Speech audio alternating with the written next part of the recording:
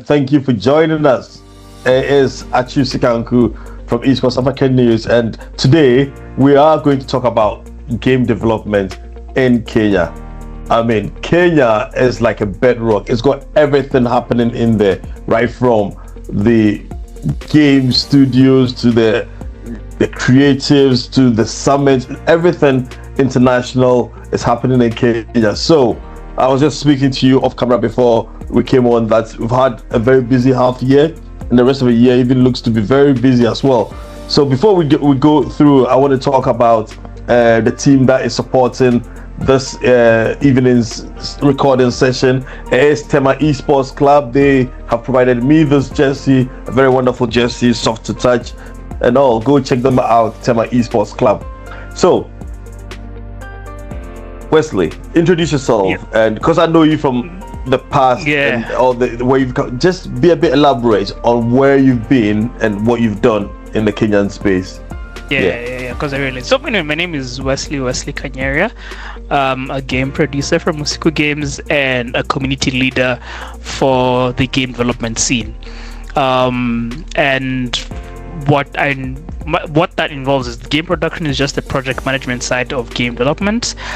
Community leader is now being able to bring different communities together under the umbrella of game development, be it content creators, esports players, and casual players themselves.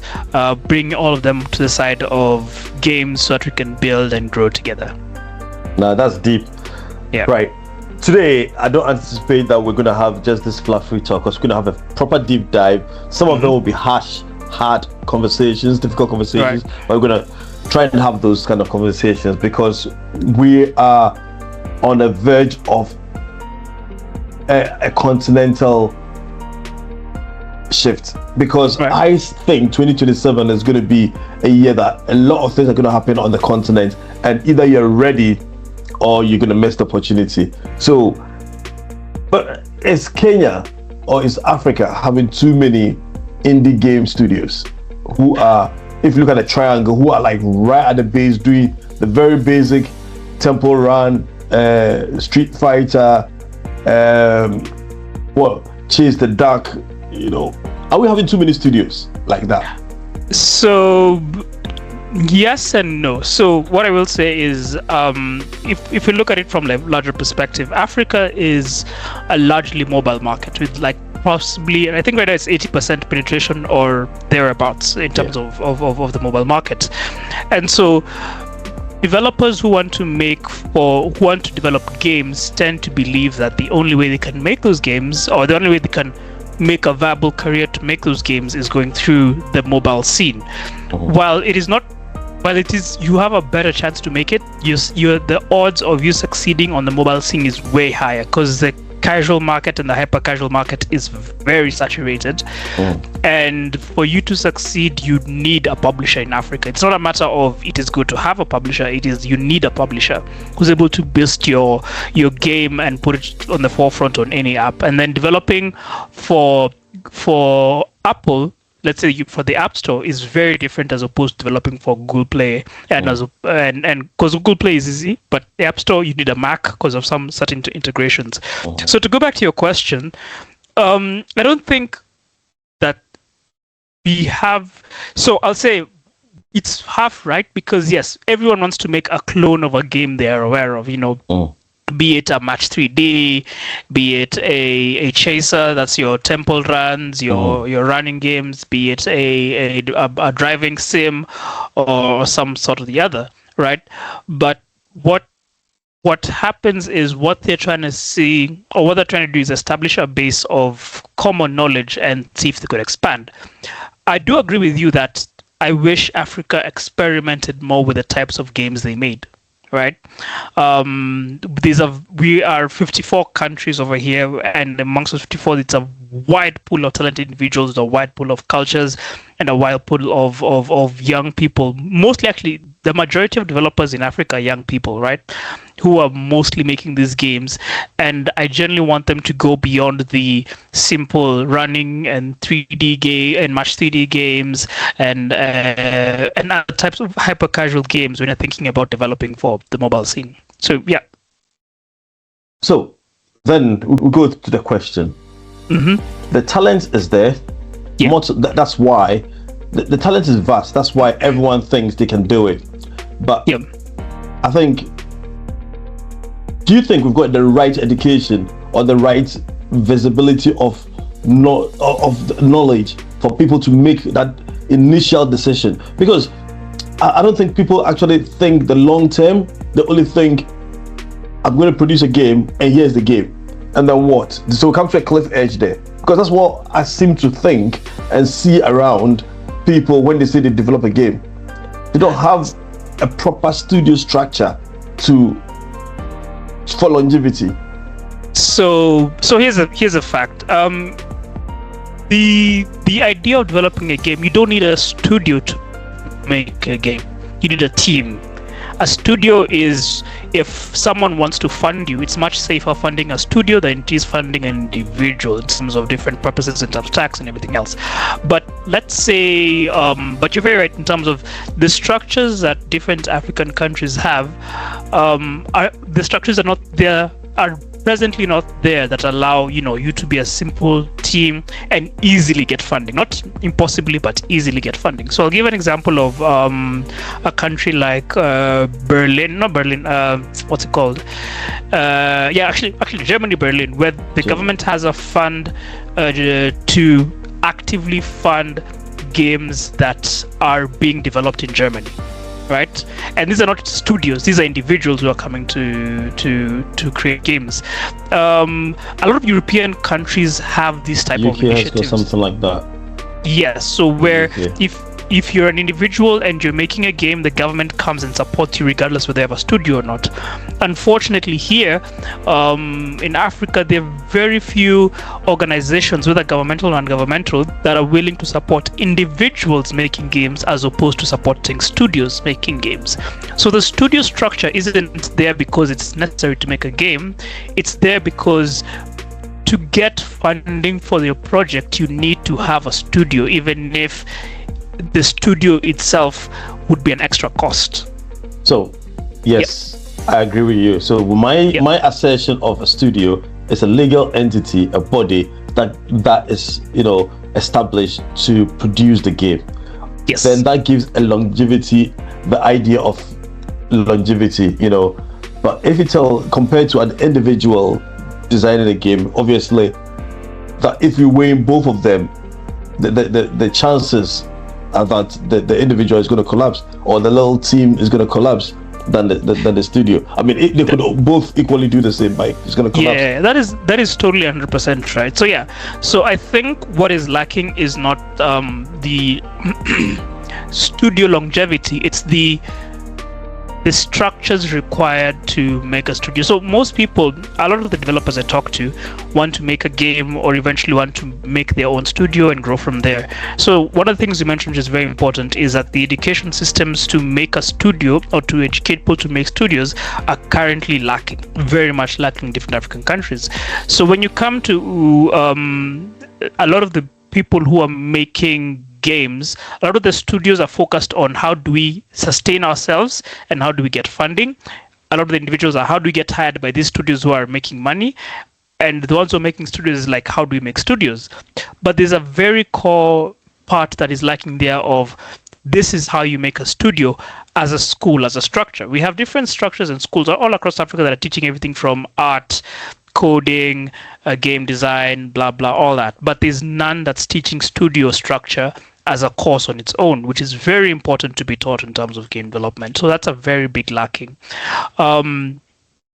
Based off of that, the idea of how I see Africa going forward, or how I see us coming gap, is getting veteran developers who have either successfully made studios or currently running studios to create a pathway for the younger developers in terms of schools or education, not just here's how you use Unity, here's how you use Unreal, here's how you use Godot, whatever.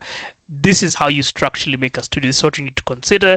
This is how you arrange your legal studio. This is what you need to apply for, blah, blah, all that. That's a very important process for people need to learn and be guided through educationally. So yes, I do agree with you. Many people do not consider making a studio, not because they're ignorant about making a studio, because the knowledge of making a studio from step one all the way to it being self-funding and self-sufficient is very much lacking within Africa. We're not treating this as a business, are we? We're treating it as a fun thing. No, we are treating it as a business. Making a studio from step one all the way to it being self-funding and self-sufficient is very much lacking within Africa. We're not treating this as a business, are we? We're treating it as a fun thing. No, we are treating it as a business, but we're not treating it as a business that's gonna go beyond our years. But if you do it as a business, you will know that in spending this money to do whatever you're trying to do, get these apps or pay for that, at the end of the day, the returns you're gonna have to look for returns. And if you're not legally registered in the first place, you've got no assertion of funding, because people tend to fund businesses rather than individuals. And how can you legally go for a loan or take up opportunities? Because individuals becomes difficult. 100%. You're completely correct. Now, this brings me to the conversation I've had with multiple people after the Future Games and the SDG Summit that happened over the past, it's been a month, and it's actually been 2 months, roughly a month. 2 months, yeah, that has happened. And a lot of the people I've been talking to, a lot of the investors coming into Africa, one of the main questions that has been bugging me is when it comes to specifically Western models of monetization, when it comes to game development, they've not necessarily produced successful games. If you look at the AAA games industry, many big studios are closing. Ubisoft is registering 90% stock drop over the past 5 years. That's a big AAA studio. Fortnite has registered a loss in players. So if you look at the big moves, and Xbox as well is also a bit shaky as time has gone by. They're trying to find a route in players. However, in the same Western market, there has been a strong success with indie games. Games like Hollow Knight, Silksong has been really successful. Even Stardew Valley has been successful. You're looking at these games that have been successful, built by small teams of not more than 5 or 10, even at max 20, or even at times single individuals. So the question isn't how do you build a business that has massive shareholders to create money and everything else, or rather to fund your games and make money and all that, which I believe is why I said people think of it as a business, but my concern is that you're thinking of it as a one-to-one scale business, micro business. We're still doing the corner shop village kind of marketing thing. So the idea of making a game fundamentally goes to the community, which is something that I over the past year that I've always been championing, right? So if you look at it from this perspective, if the biggest studio amongst the biggest studio on this earth are losing money because players are not playing their games because they don't feel any connection to those games, what about you as an individual developer? Should you start building your game and then pitch your game to investors, or should the first step you do when you make a game is pitch it to the community to see how they receive of it? Essentially what we call market research, right? And a chunk of that is what we're missing within game development. Many game developers immediately when they build their game or they're in the process of building their game do not do market research, or I should say sufficient market research on whether their game is receptive to the community. So you make a match 3D game. You're gonna put it on you're gonna do something. You're gonna go to somewhere at the game analytics or game tester, put it there, and then wait to see how it performs, and then use those individual stats to be able to say, okay, cool, yeah, my game is successful, and that's about it. But those stats are not a representation of how your game will perform. If you look at how the other indie developers around the world do, is they get an active and present community for their games while in the development process. Right, and that is exactly the link you're missing. Now, to answer your question, yes, investors feel safe funding a studio or an established entity. Let's call it an established entity. But in game development, investors feel even more safe funding something that has the backing of the community. Yeah. Right? So if I have, let's say you have your studio, it's legally established and everything else, and you go to apply for an investor pitch, but your community is no more than 500 people, and I have my individual game, and I prove to with the stats and the things I've done that my community is up to 5,000 to going to 10,000 people. Investors are more ready to fund my game because they believe if I'm able to introduce any micro purchases or even put a purchase point for my game, the community will be willing to put that money in the game, and therefore they're guaranteed more returns. So if you're going to think about it, as you said earlier, as a macro business, not just a micro business, you need to think about who am I selling my game to, not just who is going to fund the development of my game. And the importance of that is you have to start developing from the community, or rather I call it community, some people call it marketing. Both of them, I use community cannot exist without marketing, and marketing markets to the community. So you have to build your game from the community marketing side, both from a community and a business perspective. And then once you've established that there's a community ready to receive your game, you can go to an investor with proof of concept for your game, both with community numbers and marketing numbers, and say, if we launch this game, let's say end of June, we are guaranteed at least 5,000 players based on the wish list, all of who will take this purchase and everything else, purchase the game at whatever price we put it, and then we'll be consistent in engaging with micro purchases that we put inside the game. So such a model would be much more confident than what people expect to do. Like, just make a game, go to Xbox or go to Supercell or Spielfabrik and apply for grants and hope it works out. Yeah, I think that's right, because it's really difficult. Where are all these African games? Where do they market them? Steam, Apple, Google? Because I struggle to find real African games on the market. Where are all these African games? That's a good question. And were it not for me being in the game development thing, I would not be able to answer that question. The unfortunate thing is, especially for me within Kenya, game developers, or rather, let me rephrase it, studios within Africa, with a slight caveat for South Africa, but studios within Africa and developers within Africa seem content to market their game to each other. Right? So it is, I'm a developer, so I tell my other developers, here's my game, I share it in the game development group and whatever and everything else. But I don't go out of my comfort zone and say, hey, I know that there are a couple of guys who run tournaments here, I know there's a couple of guys who do this stuff here, let me go to them and say, hey, I have a game, could your community play this game? Or I would like to see if you guys are interested in talking about my game and stuff like that. It's a very unfortunate thing, because even some of the biggest studios we have here in Kenya, some who are well known within the game development scene, they are roughly known within the casual game scene, which is much larger. But when you ask them, do you think this is a big studio? They're like, well, no. It's not big, it's just some guys who are making a game. But when you come into the game development scene, when you talk about them, these are big people who have traveled the world and they're currently everywhere and they're talking about it. I mean, I could mention names, but I won't. But the idea is that we need to stop believing that just because we are big in our circles, that we are big in games.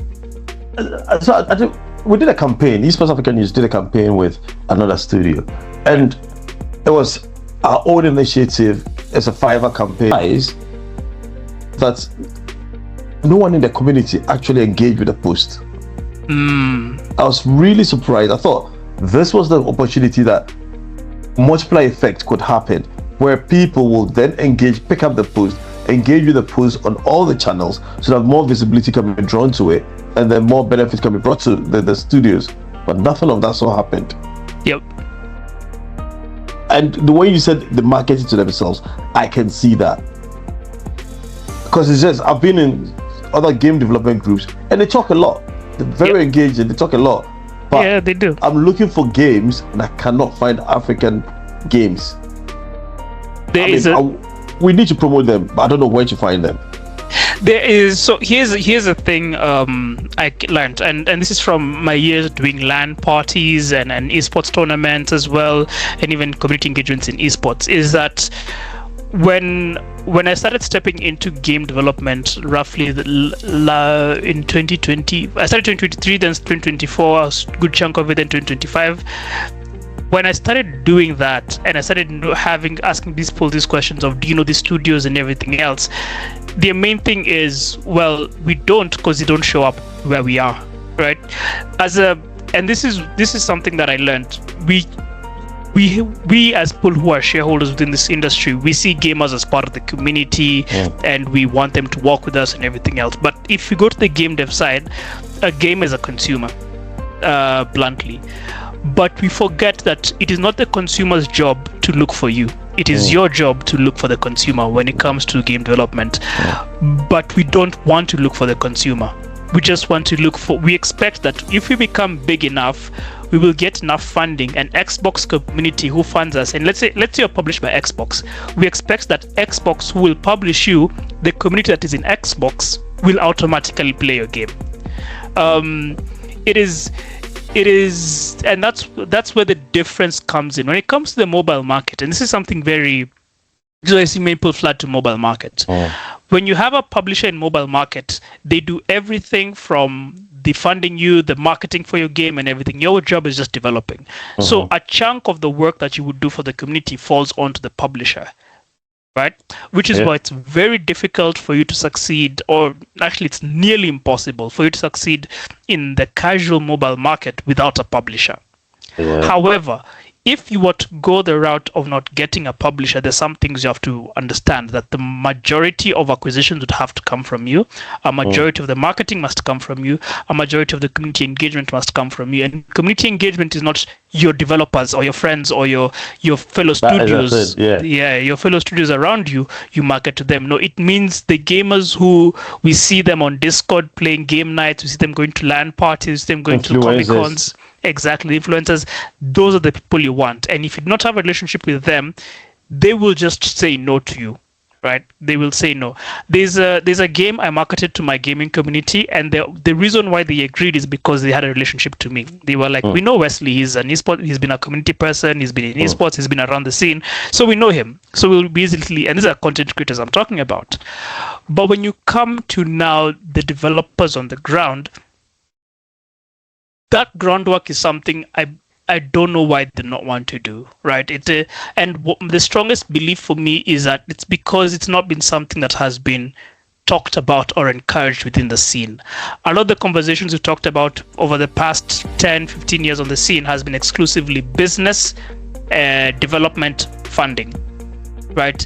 The conversation on building and growing a community that grows with you has very been sidelined, and yet that is the core of indie development in the scene. Do you think that our associations and federations have got a role to play in this, where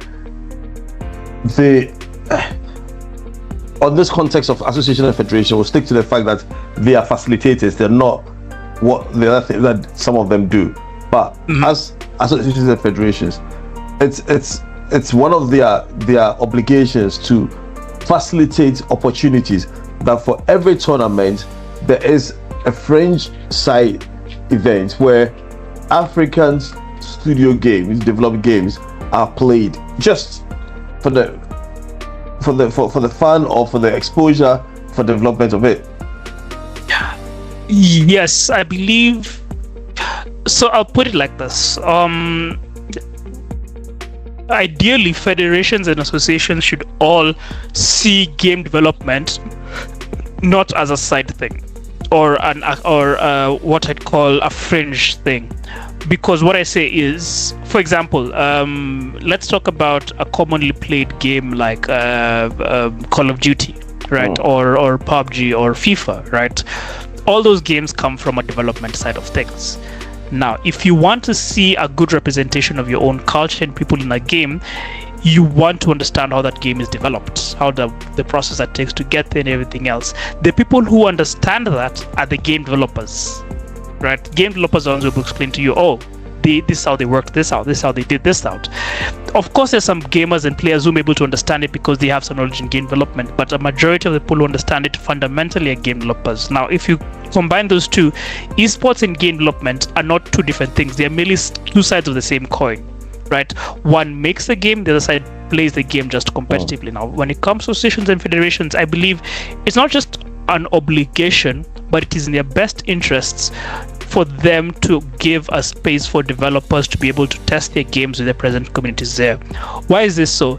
So that in case they want to create a united front to, let's call it investors, publishers, whoever, that they want to have a publisher-backed tournament within the region, they can show that not only do they have the development skill to put in local servers, local players, locally made games, local players and stuff like that, but also the players support these development processes. I'll give an example. In Ghana, T-Arts was used to make Astra for Valorant, right? And yet we've never had a Valorant championship tournament.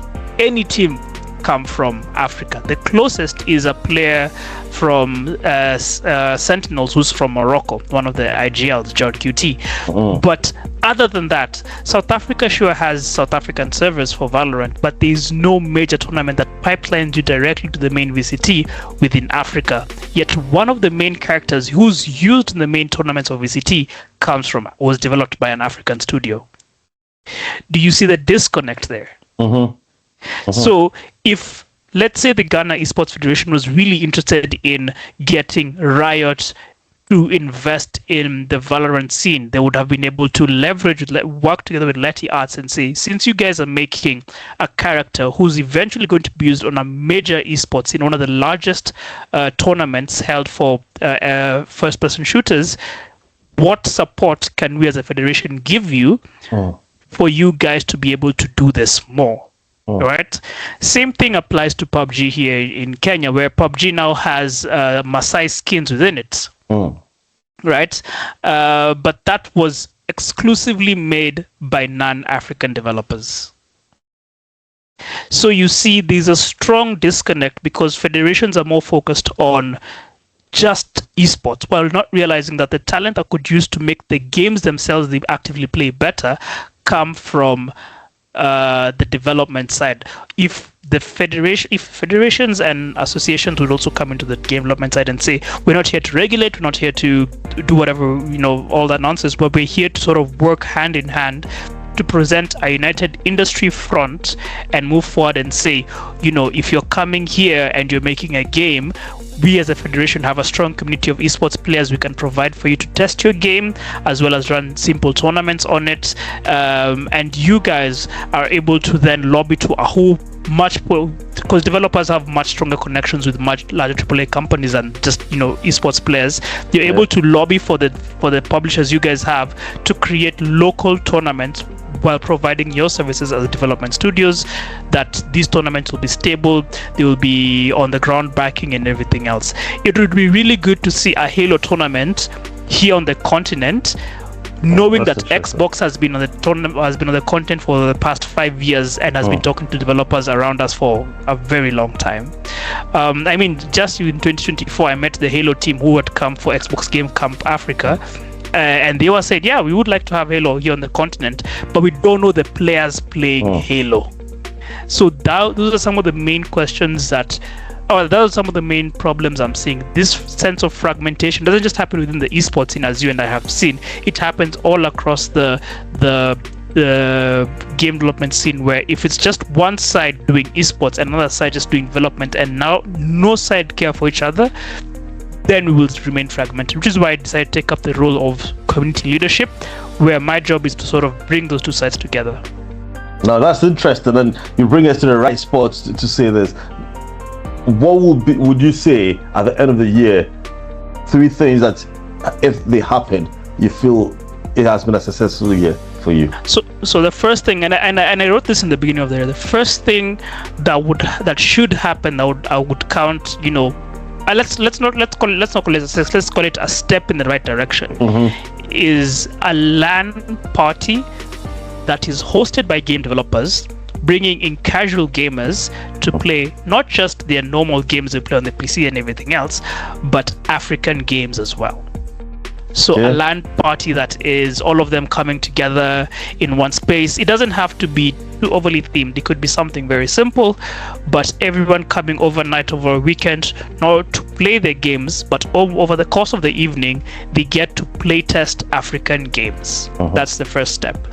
The second step, this has happened before, but a joint invitation to a AAA studio. This is much larger. A joint invitation to a AAA studio that has a casual game representative, that is let's call it a content creator, a game developer, an esports person, and a studio owner. Those 4 people specifically, because mostly when you see people invited out there, it's mostly a team of content creators or a team of studio owners or a team of people in the game development scene. We do not see a cross between esports players specifically, and on the other end we see a game development studio. But yet all these people are invited nearly every other month. Someone from Kenya, not just Africa, Kenya, is traveling out there to a studio to say hi to somebody in a big AAA studio.